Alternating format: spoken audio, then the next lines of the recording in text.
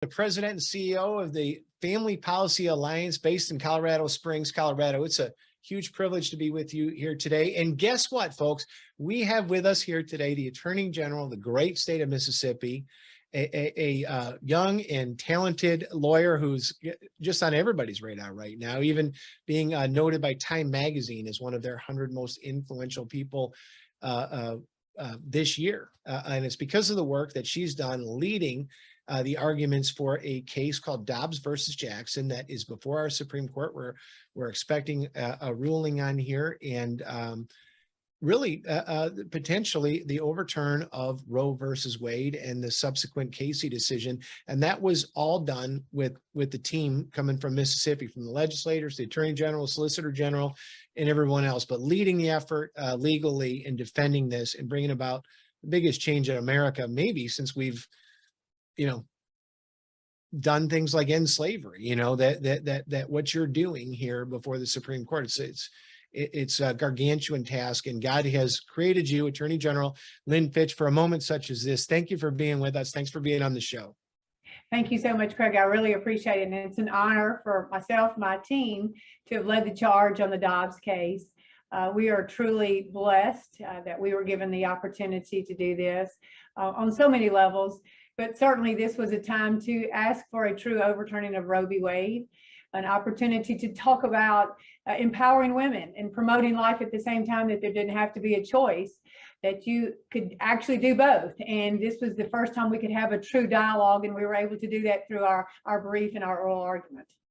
Well, it's been amazing just watching you work, and we've been so supportive of it, the Family Policy Alliance and the 40 family policy councils spread out all across the United States of America that have trying to support how we can. But we're not in the courtroom. We're not a party to this case. We don't have standing. So tell us, our audience out there, the millions of Christians that follow our movement in our organizations, what's the status of this Dobbs case today? Well, we're certainly on pins and needles. The prayers, please continue to pray for this. We certainly, my team and I, we appreciate the prayers, the uplifting that we've received. And as we're down to the last days, we must continue to pray, be very thoughtful about this. We would certainly like it as soon as possible, but probably looks to be toward the end of the month. And you started this too. You say the phrase, and I'm gonna quote it: "Empower women, promote life." I love that. I'm a man. I was raised with two brothers, but God had a different plan for me in my adult life. I'm married now for 24 years to a beautiful woman, Stacy DeRoche, and have 3 daughters, right? And so I have a different perspective. My oldest is 22, my youngest is 14, and tell us about your heart with that. It's what life and empowering women, how they're connected. Well, it's very compassionate, and we should have that conversation. And we saw this as an opportunity that we've been given to champion empowering women and promoting life at the same time. For 50 years, the abortion policymaking has been determined by the bench. And we felt very strongly that it should be returned to the people, that this is truly a rule of law question. And that was our approach. But our approach was also a holistic discussion. 50 years, a lot has changed. Right now we see so many different things than we did 50 years ago. There's maternity leave, paternity leave. There's different childcare options. There are different options for women to work, to be flexible. There are different schedules.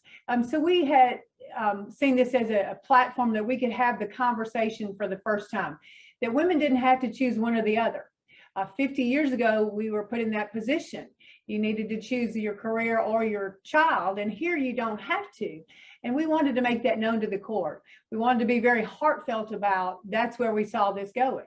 That it, again, wasn't an either or, and that this was the time for the states to make their own rulings. And certainly we felt compassion and love and thought and process going into our brief and our oral argument to really talk about empowering women, because that conversation hadn't been held basically in 50 years. Although we'd seen a lot of things happen that were very great and very impactful for women, but we hadn't had the abortion conversation about you didn't have to pick either or anymore, and that you could move forward, empowering women, and then having the conversation, how do we take care of those children with these women, and how do we uplift them as they move into their next steps? So dare I say, and you say this so diplomatically and politely, but I just want to say, so what the left has been doing with the Roe ruling has been kind of condescending toward women. Is almost what we're kind of saying here is, hey, you're reducing what a woman is capable of, here, and you take 50 years from revisiting. I love that. I just wanted to observe. Well said. Well said. Children are a blessing, not a burden, and a joyful blessing at that. You wrote an op-ed in the USA Today as well. It was beautiful, detailing ways that Mississippi and America can empower women.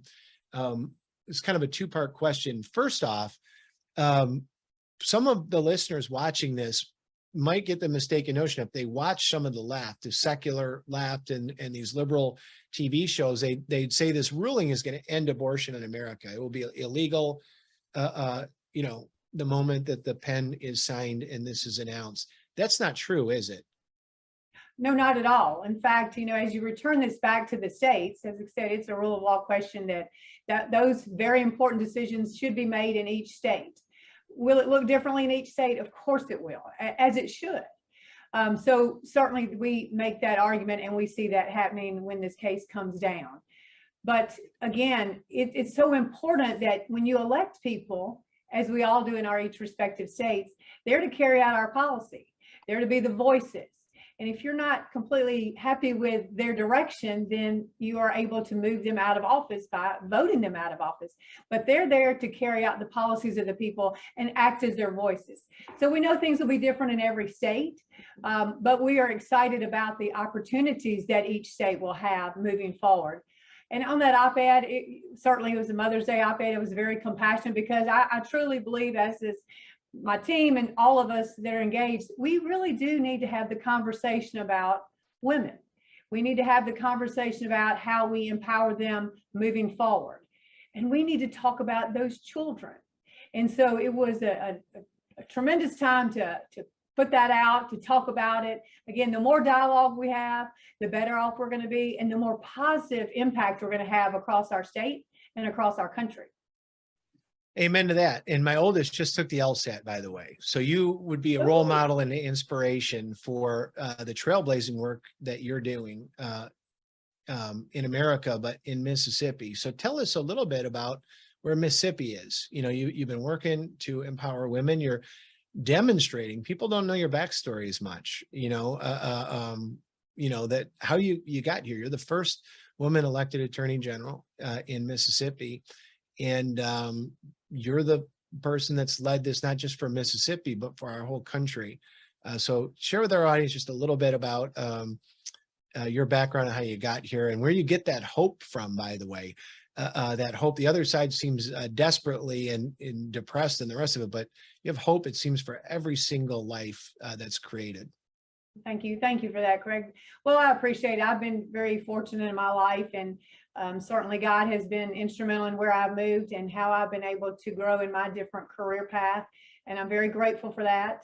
I am a single mother, raised 3 children, and have been fortunate enough to be serving in government, to give back to the people across the state of Mississippi.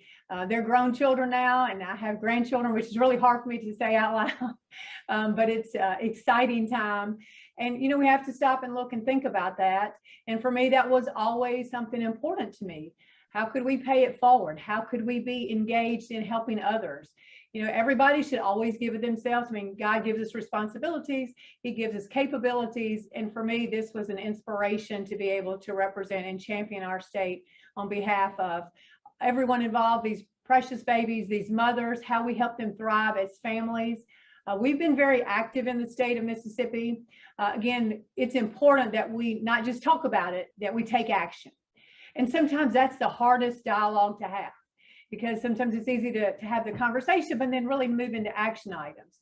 In the state of Mississippi, we've been working very diligently. We have a new tax credit for giving donations to pregnancy centers. Well, that's amazing. That's a great first start, because we've got to help and protect those resource centers.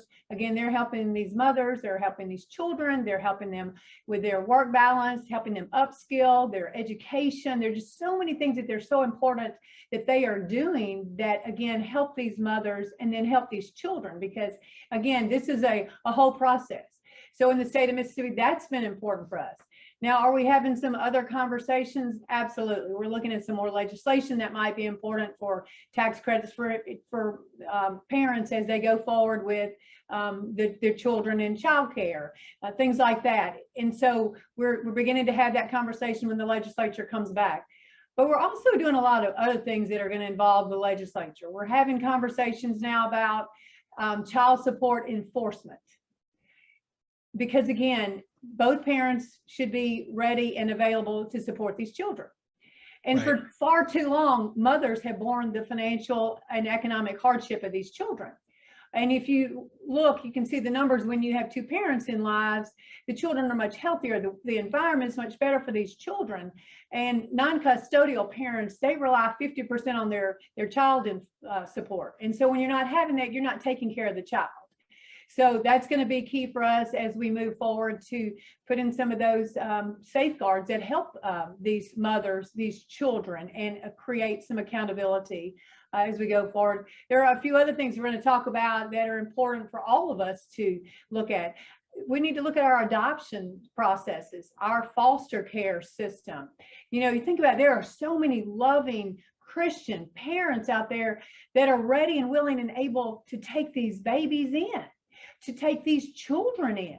So we need to really work on the system. We need to work on the foster care, because it's important that we have great foster care. I mean, the love, the thriving of these children, these babies, it's there. We just need to make the connection happen, and that's for sure. So there are a lot of things that will be moving along in the future. We just passed equal pay in our state, again, signifying to women that you are a valued part of the workforce. You are a valued part of our state, and you're a valued part as you act as a mother, because right now we have about 78,000 heads of households that live below the poverty line that are mothers. And we've got to empower them. So passing equal pay was important to signify to them that you are truly valued in the state of Mississippi. Well, God bless you with all this work. It's a privilege to have you on. I know that you're crushed schedule-wise as we get close to, as you say, the ruling is coming near, and know that our audience reaches out hundreds of thousands just within Family Policy Alliance, but to the millions when we get out to the Family Policy Councils. And we're going to be praying for you, and we're going to be supporting you. And I just want to leave everybody with encouragement. This is going forward. God is moving out there, and it's time for us to be on the field, working together, protecting life. And it's just been an absolute privilege to have you with us, Attorney General. And we hope we'll be talking to you real soon on the other side of a very positive ruling. Absolutely. And thank you so much, Craig. And I do want to say to everyone that's involved, thank you for praying for me, for my team, for lifting us up. We couldn't have been doing what we've been doing for the last several months, a year now, had it not been for the love and the support. And I'm so grateful for that. That means so very much. And as we look toward this opinion to come down, you know, my ask would be that everybody continue to pray, everybody to be gracious. If it doesn't come down exactly like we'd like to see it come down, we still need to be very thoughtful in our actions and how we receive the message, how we move forward, and know that we still have challenges that we need to rise to, and that is all, you know, God driven. And it's important that we all take that challenge on and we be ready for the next step. Well, thank you. And thank you all for joining us. And we'll talk to you all real soon. Please share this with your friends and family, and comment on this post. And thank you for being with us tonight.